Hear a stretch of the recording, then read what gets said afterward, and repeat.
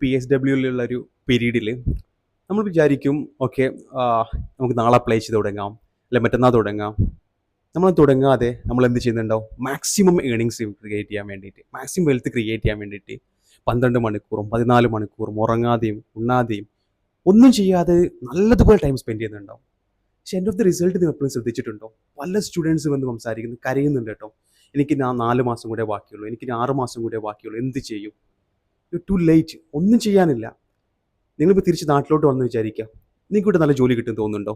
നിങ്ങൾ അവിടെ ഏതെങ്കിലും വെയർ ഹൗസിൽ വർക്ക് ചെയ്തതോ, അല്ലെങ്കിൽ അവിടെ ഒരു സെയിൽസ് വർക്ക് ചെയ്തതും, നിങ്ങളൊരു MBA ചെയ്തിട്ടെന്ന് പറഞ്ഞിട്ട് ഇവിടെ ആർക്കും നിങ്ങൾക്ക് ജോബ് തരാൻ പോകുന്നുണ്ടോ? ആരും തരാൻ പോകുന്നില്ല. ആർക്കും നിങ്ങൾ സർട്ടിഫിക്കേഷൻ ആവശ്യമില്ല. 8 വർഷത്തോളമായി ഈ ഇന്ത്യൻ മാർക്കറ്റിൽ, അല്ലെങ്കിൽ ഏകദേശം മൾട്ടിപ്പിൾ മാർക്കറ്റ്സിനെ കുറിച്ച് എക്സ്പീരിയൻസ് ഉള്ള ആളാണ് പറയുന്നത്.